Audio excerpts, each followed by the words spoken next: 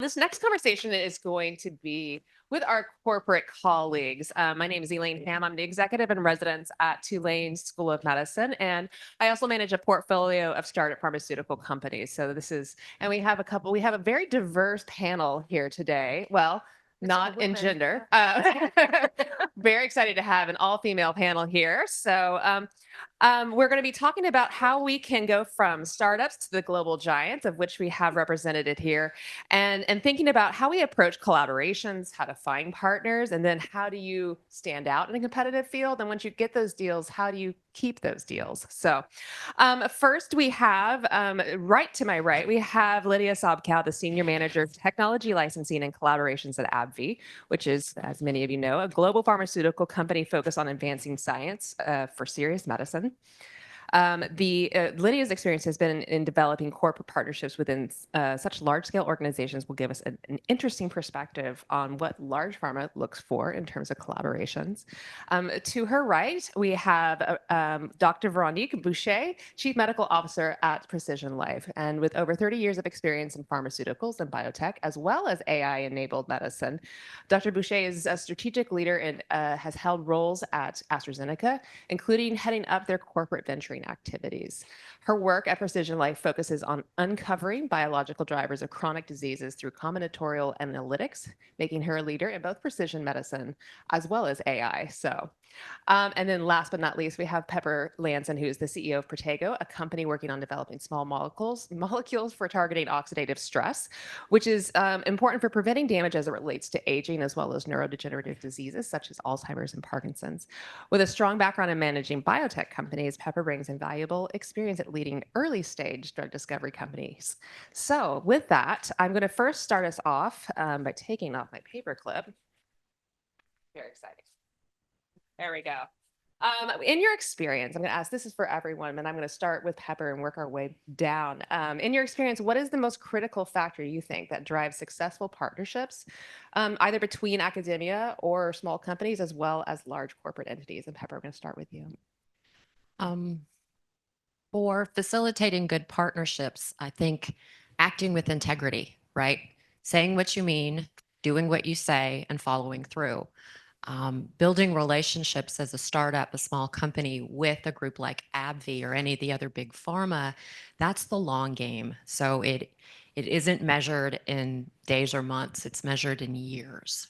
And right now that's actually being extended because there's so much deal flow available to the big pharma that they're taking their time and nobody's moving fast. So when you're planning, right, when you're planning, you need to allow for years. But ultimately, relationships in business are no different than relationships in our personal lives. And so you really have to curate, cultivate, nurture, and work with people you respect.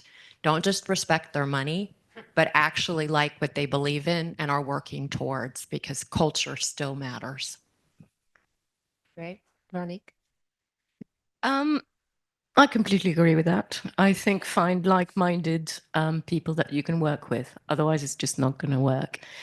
But I think you need to put a lot of work into finding the right partner for you. So we're a tech bio company. We do, really clever stuff with data. But we need to work with lots of people to turn our ideas into something that we can actually get revenue from. So we have to have lots of relationships, and they're all different, from people who've got data. I think we've got 30 data collaboration agreements. We've got now, I think, 11 commercial partnerships. But we've accessed partners basically for chemistry. We've got a relationship with AbbVie, which is a generative AI antibody company. We've got relationships in the healthcare sector. But whenever we are looking either to acquire data in a collaboration or to find a partner, we do a lot of homework. I think a lot of people are spending too much time doing random contacting of people. What if you're a small company trying to get into the door of big pharma? What's their problem? What are they trying to solve for? And when you reach out to them, make sure that your reach out is actually tailored to that. And when you're on the call, make sure you listen to what their problem is and find out what the next step is. There's a whole bunch of stuff for successful collaboration in terms of having aligned goals. I'm sure you've heard all this in panels before, making sure you've got really well-structured agreement. But you've got to find a champion in that company that's going to want to do that deal. And you've got to have a really good joint steering committee in order to drive the project through and produce results. And again, if you haven't got somebody who gets what you do, and if you're not solving for what they want, you're not going to be able to get to a successful outcome in the relationship. Because ideally, you want another project with that company. So you want to have had a successful collaboration, which hopefully leads to more. And I fully agree with all the networking and building relationships, and be patient. You need to kiss a lot of frogs before you get to Prince Charming. And of course, not last but not least. Thank you for having me. It's a pleasure to be here. 100% agree with whatever Pepper said and what Veronique said. The biggest issue for us is to find the right match and to find a company or a partner who solves the problem that we have to solve or helps us to solve the problem that we have. And yes, integrity and transparency and the general culture match, those are very, very important things. We actually had a conversation before a little bit about how companies of smaller size would interact company with the bigger size. And we are sort of on the opposite sides of this equation because AbbVie has, I don't know, maybe 50 people, maybe even more, just searching for for the new opportunity that could help us strengthen our pipeline. And we have to review hundreds, if not thousands, proposals and see how those things match. So my goal is to pick what fits us best, what interests us best. Their goal is to talk to as many people as possible to see if there is a match, right? And to be successful in this collaboration or building a collaboration is really to just to make sure that their needs and the big pharma needs or partners' needs match and align. So I'm going to stay with you, actually, Lydia. So specifically, how could you probably see hundreds of emails. You also probably have a system where info@abbvie.com, where emails partnerships at abbvie.com. Partnering. I think it's partnering at abbvie.com. But you're getting a lot of these requests. So how does someone stand out, whether they're from a university technology licensing group or they're a startup? What has stood out? Do you have an example of one where you read that you saw the subject line and you read more than that first sentence and went, yes, this is going to be interesting? So I personally do not get that many, but we do have a group dedicated to specifically search and evaluation of technologies. And there are a variety of ways that those technologies come our way, either through partnering at AbbVie, or we go to conferences, either like this one or specifically Bio or JP Morgan. Those are the biggest ones that we go to search for new opportunities. We also send all of these people and our scientists to very specific and topic-oriented scientific conferences where the latest advances in different fields are being announced and being proposed. And not only scientists, but also a lot of companies also go to those for that particular reason. They want to know what's the latest and best and newest in science. And it really is hard what stands out, what makes you stand out is preparation.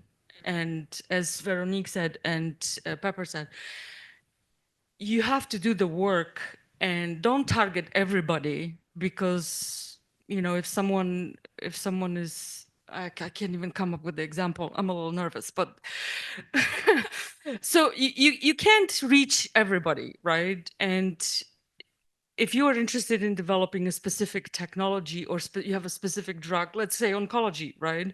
You have to know what's biology behind this, what problem it solves, where it fits into the pathway. Is it first line, second line treatment? You have to know what you want, what problem you want to solve. And if company like AbbVie would be actually looking for this type of solution. And it's not only just drug, we license a lot of tools, right? We license platforms, we license things that will help us improve how we run clinical trials. We learn technologies that will improve us manufacturing antibodies. AbbVie is an antibody company, right? So it's not just drugs themselves, it's delivery mechanisms, right? We have a neurology technical area that very much is expanding right now, if you've seen the latest acquisitions. So we want those drugs to go in a specific place, right? So delivery mechanisms, whether it's viral or non-viral delivery mechanisms. So all of those things can be a match for a collaboration. And it's as much as on you as it's on us to know what's the latest and greatest in the field, what are the problems with specific technology, and just really doing the work and knowing what you deliver.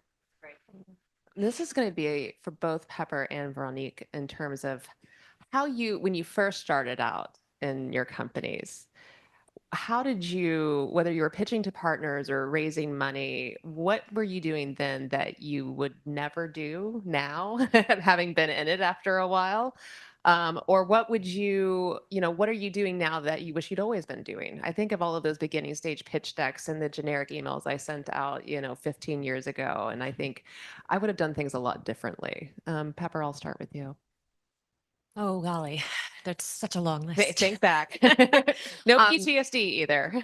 Well, the tricky bit is when we started, we were going after one indication with our first gen of technology. And we had an IND and we were raising money around that. And then the IP fell apart. So that was a door closed. But we'd had some novel candidates that our lead investor said, hey, pull those down off the shelf and keep going, and threw some more money at us. And I said, okay. And we, again, followed our data. And so we came up with a new indication and produced beautiful non-clinical efficacy in that space. But the market wasn't in the mood for it at the time, because that matters, right? What the market wants and what investors will pay for have to align with what you're offering. And when they don't, you either kill a program or a company or you pivot. So again, more good data and a third pivot, which brought us into Alzheimer's, which is not something we would have pursued as a small startup pharma company, because it's the biggest and hairiest thing in the room, right? If anybody is a caregiver, got that badge. But the data is excellent, so we follow the data. With that said, what would I do differently? Look for something easier than Alzheimer's. It's like dove into Alzheimer's right out of the gate. Oh my gosh. And It's so hard. So I think what I would look back, and people did, in all fairness, try to tell me this, look for the low-hanging fruit. And that always seemed like a cop-out to me. But in fact, it's not. Look for a way to build credibility in your thing, in your technology, and look for the easy wins so that you can have a higher place to stand on and surveil the landscape. So if I had that to do over again, I would have looked for more acute indications. And so we're taking our own advice and we're doing that now, because again, this is such a challenging space. Biotech, pharma, the work we do is hard, regardless of the indication. So if we can find ways to do it more efficiently and more sanely, we are absolutely invited to and called to do it just like that. All right, Veronique, any words of wisdom to your younger self that you wish you had done something different? Well, it was easier when I was younger because I was in big pharma saying no to a lot of people. You were on the other side. And now I'm on the please talk to us side. We've learned a lot over the last years, and my company is full of very seasoned people who've done the big pharma thing. So I think it's very important to bring those experiences into a startup. So my group does a lot of portfolio strategy because I've got the physician with the MBA hat on, and I love strategy. So we really look for the unmet medical need, especially in precision medicine. We don't do oncology because that's well done, but the current technologies cannot deal with complex multi-factorial diseases like chronic diseases. So we really look at, like Big Pharma does really, in terms of what are the unmet needs? Can we find exciting data that's going to support that? Is there a commercial partner that's going to be interested? I mean, we've done 50 disease studies, so we're not short of assets that are waiting to be licensed and validated. But we've really tried to focus on where we think the low-lying fruits. And they're not easy, but we're doing really well in ALS, in Alzheimer's. We know that's 6 drivers of disease, not one disease. And we have a unique ability to stratify patient subgroups. And it's getting that message across.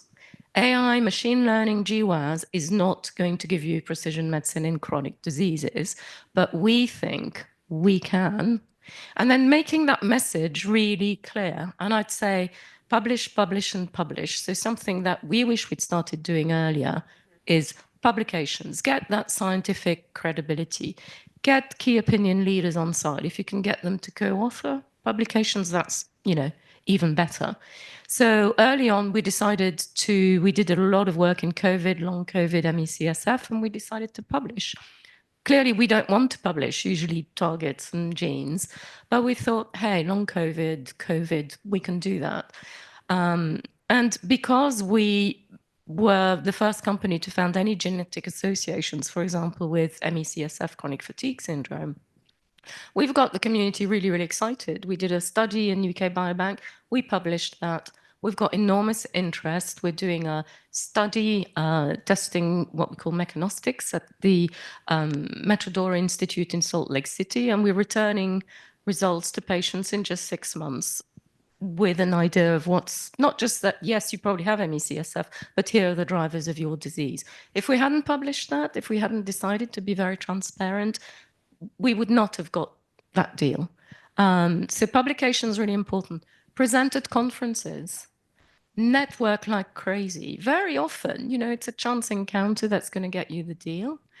And also, something that I don't think people understand. I used to be in evaluation. I know the guy who built the biopartnering platform. He's told me how many thousands of people are on there. Pfizer's got, 50 people working in search and evaluation. There's like 2 of us trawling through 3,000 companies saying, who do we go and meet? So get some really good databases that you can search, do your homework. Hopefully they've got a website saying what they're looking for, what they're not looking for, so you can target your partnering activities. The problem is, I could mention names, but I won't. There are certain pharmaceutical companies whose BD people like going to New Orleans or Florida and never answer their emails. Never mind, how many you sent. Yeah, been there, done that. Have a personal contact. So you've been in the industry a while. Ring your mates. Do you know somebody? LinkedIn, publish, do posts on LinkedIn. If you have somebody on your board that is well connected, get them to pick up the phone. I mean, it's not a good idea to pick up the phone to a CEO of a company because that's really going to annoy the scientists in the company. But head of R&D is a really good one. And actually, very often, especially if you've got early science, the scientist is going to be the product champion. Get that person, find out who's in charge, and strike a personal relationship. Cold calling emails doesn't work. We do it, but that's like 1,000 emails for one potential answer. Partnering meetings, but again, conferences, partnering meetings. One way I go and nab people, I'll go to a conference because I know the head of X is presenting, and then I'll go and annoy them. They never have business cards because they don't want to be annoyed, but at least you've made that contact. Get your pitch sorted out. 3 minutes. What do I do? Or even 1 minute. So, get some media training. What's the elevator pitch? So that when you have that one chance that somebody is really not that interested in talking to you, you can actually tell them what you do, and then you can link in with them. But, we've got a lot of contacts from the chair of our company, used to be a CIO at major pharma companies and Biogen. So if you can get somebody on your board that's got the relationships, that's really, really important. But you need to get out there. But do your legwork, like we said, who's got a problem? How am I solving? What's my USP? Is my website good enough? Everybody talks about SEO, but on your website landing page, I'm sick to death of having to trawl through things and I don't know what they do.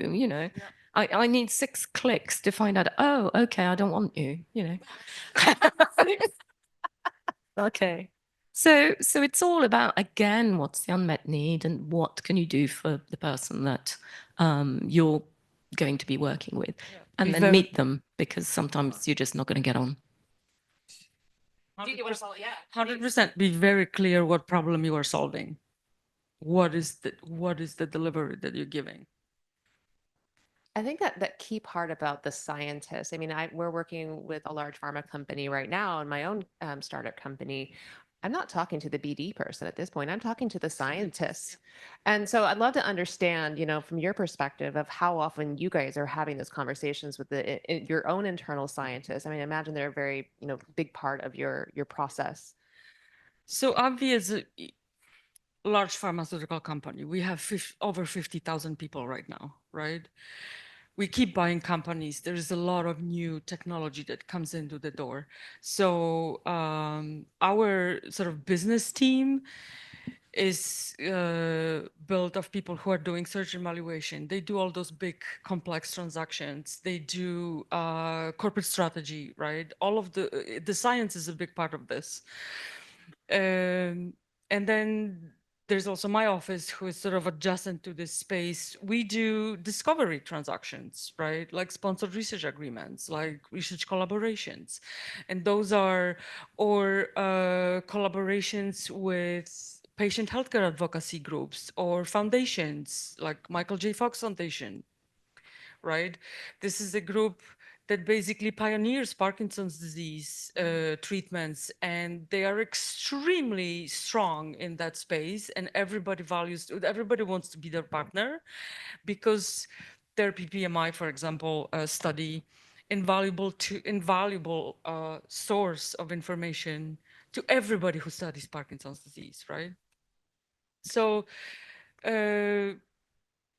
science is a big part of this, and to those type of collaborative projects, you can either go through just finding a company and we would be licensing a platform, for example, right, to help us solve some manufacturing problem in our, or some design problem that we have, for example, with an antibody, right? We want to improve the antibody, so we found something that works.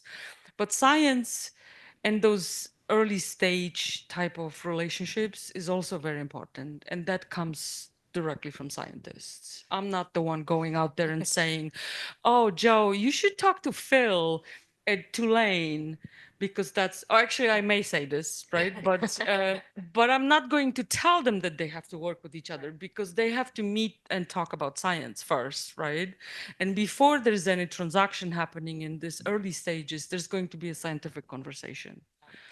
Don't get into startups just because you want to get away from writing grants, because that's a big part of being you're in not a going to get startup. away It's- from yeah. writing grants. Yeah, I mean, when you need money, it's non-dilutive, which is fantastic, but it also provides that third-party validation for pharma. I mean, like you said, Michael J. Fox. I mean, Yeah. if you're in Parkinson's, having their group fund your research is an incredible validation piece for you all. Same thing with ADDF. If you're in Alzheimer's, I mean, there's an incredible, beyond just non-dilutive. It's a checkbox for you, I imagine. It's access to the cutting edge research, and people who, like scientists in academic world, this is why we interact, among other things, but this is a big reason why we interact with academic scientists, because we are looking for this unbiased validation of certain biology, right, that we are looking for. AbbVie has a very big discovery group in every indication that we follow, in every disease technical area that we develop. But academic science and certain validation of this unbiased validation that we get from those type of collaborations is very important for us to understand how the drug works, right? And what improvements we can make. So Well, we have, I'd like to offer up an opportunity for the audience to ask questions. I have a whole bunch of questions and I could keep going. Weirdly, I think we're all in neuro in some shape or form, so we could probably go into some deep waters, but I would love to hear from the audience as well. Of now's your chance. You have a captive audience of people who have been there and done that. Anything? Oh, there we go. I see one over here. Patrick, go around. What are you doing? It's not the low hanging. That's not the low-hanging fruit. Good little- Thank you very much for your insight. Very good. How important are advisors and people around you when you're starting up? Are they a good network source? They can be. You have many different types of advisors. You've got the people that everybody go, ooh, that's an important person, like a KOL, but they never have time for you. So for attracting a sense of gravitas, they're great. But for actually learning from them and getting anything done, not so much. Some of the best advisors that we've had the pleasure of working with have a clinical background, MD, PhD, and came from Big Pharma back in the day when Big Pharma taught people how to do everything. Literally, they had working knowledge from discovery all the way through to commercialization. And that was probably true in the mid 80s to probably the end of the 90s. And so somebody like that who has talent in multiple functional lines is a really super advisor because you've got one person who can give you guidance on a great many things, but you need the balance of the big names or a big name if you're in one therapeutic area, and then you need the advisors who can actually help you create value by the choices you make with each subsequent test or each subsequent study, because everything you do has to de-risk whatever you do next. And that is absolute as a rule in drug development or, device or diagnostics. You always have to think about how are we managing risk. I always like to look around for the gaps of my team. I'm knee deep in getting SABs together for my companies. And so, yeah, have that one big name, have something from industry, I think, because that gives a nice perspective. But clinicians, we don't have any clinicians on our team. So, and we have to be forward thinking about our clinical trials. And we have clinicians that argue with each other, and that's fantastic. I mean, they have a very different perspective, and we need that as we think about a clinical trial. And that they're amazing. How do you look at an essay? Do you take a look at that when you see a pitch deck? Do you take a look at the SAB or yeah, great. Yeah. The team, this is something that I've heard from previous before AbbVie career, when I did have a little more startup exposure. The B team with A technology will be better than A team. The other way around. The A team with B technology will be better than the A technology with B team. I like that. That's fantastic. That's really good. You have to like working with these people. It's as simple, as straightforward as it can be. You have to like working with these people. It's worse than marriage. I've got a question in the back. Oh, amazing. Great. This is maybe similar, same vein as that question, but when you're looking at in a small company, limited amount of resources, how do you consider and think about outsourcing or working with third parties, especially when sometimes you want to keep stuff internal? How do you think about that? You can think about it in terms of the lens of risk. Like we're getting ready to write a phase 1 with brand new candidates that we haven't written our provisional for yet. So my scientist says, let's go to a known university that's an expert in that space. And I said, hell no, because it'll be an argument on who owns what. And I'm not giving up that on, the promise of these candidates. So you have to make decisions like that. In terms of working with the best teams in whatever you need, do your vetting thoughtfully. Ask for their clients that you can speak with. Because again, when you have very little money to spend on your next data set, everything matters. And if you screw up by choosing a group that was supposedly this or that, but turns out didn't deliver, you're SOL. And that is a miserable place to be. But what I love doing is you vet well, contract and build long-term relationships. I had a conversation this morning with a wonderful spin out of Johns Hopkins who did fantastic work for us last year in our AD program.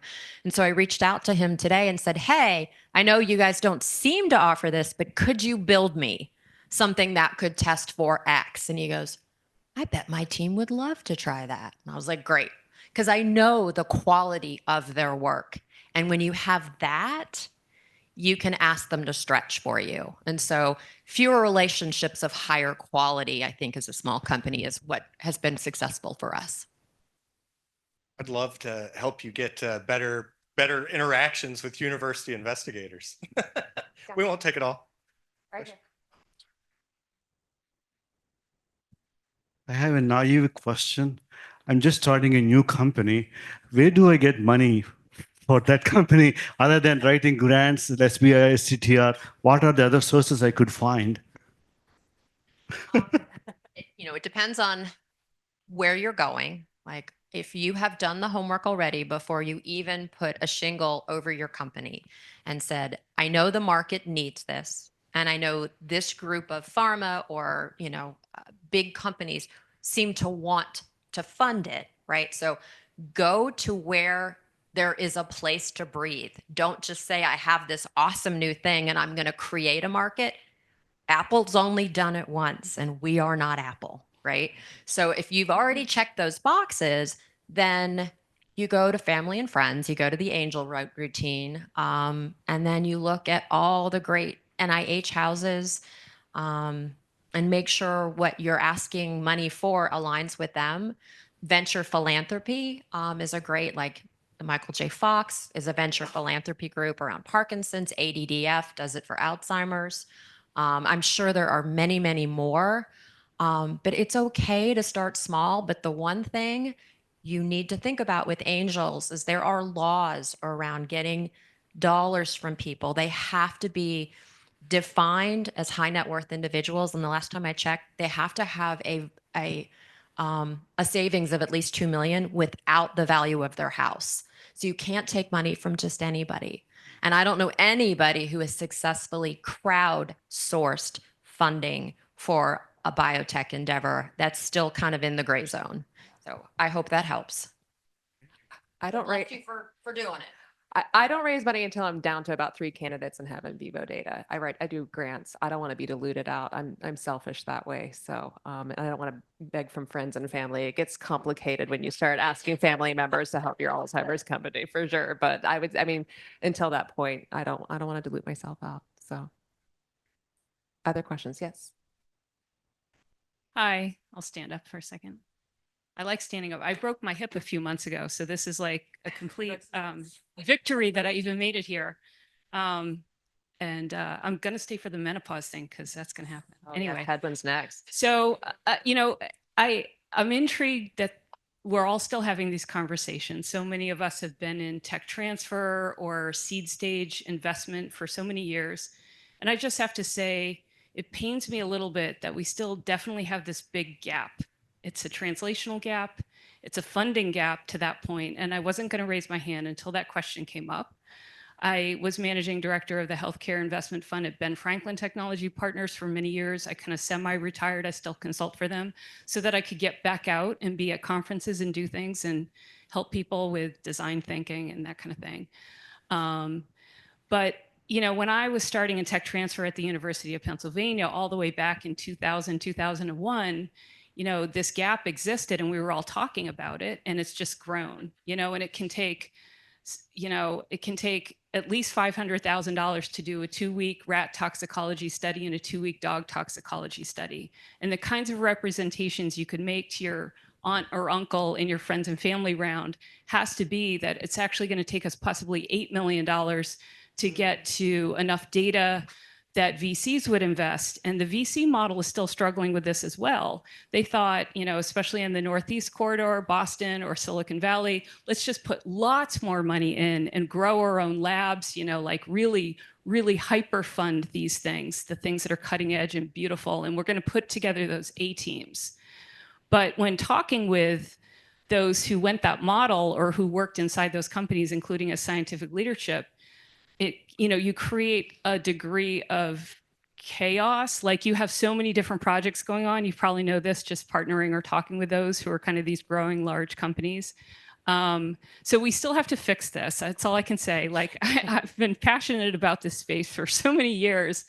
And, we also just need more education. And I think that's my final point. We need to have people be educated in seed stage companies about even things like clinical workflow or where they think their new allergy medication will end up. It's not probably going to be in primary care, et cetera. Like we still need that kind of crosstalk, and that has to happen a lot more because most of these errors are still rooted in that, like not understanding the next step or what happens down the road. That absolutely needs to happen. Yeah.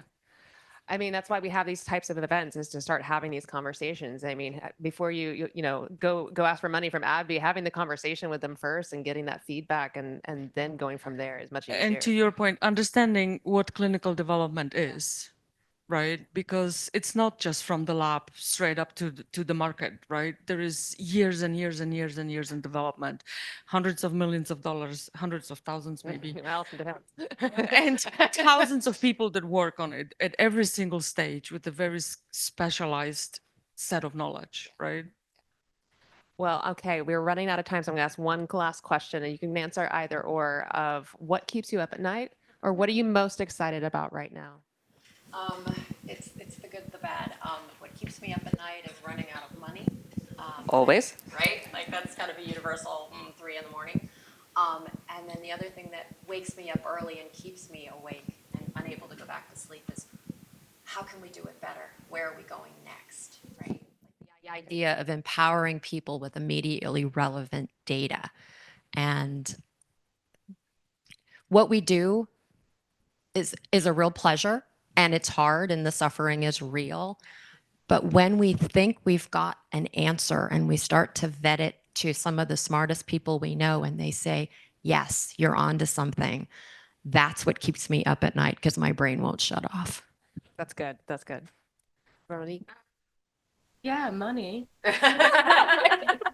more than 3 in the morning, Right. 3, it's 5, it's, yeah.